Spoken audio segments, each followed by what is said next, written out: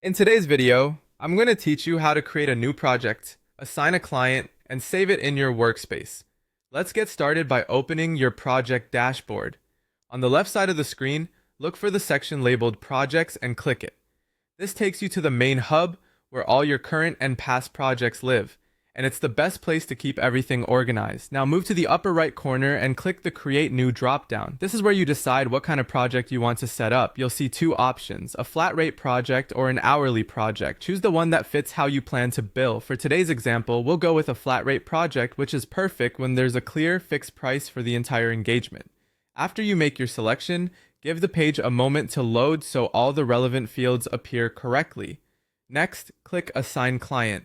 This step links the project to the correct client, which helps with reporting, invoicing, and keeping communications tidy.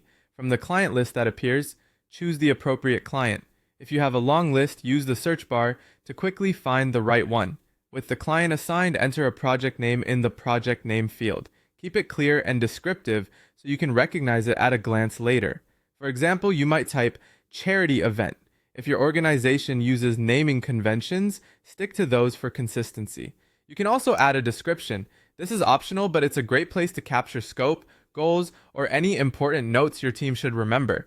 Even a brief summary can save time and avoid confusion down the line. Now choose the end date. Setting an end date keeps the timeline visible for everyone involved and helps you manage deadlines and workload. If you don't have a firm date yet, choose your best estimate. You can always adjust it later.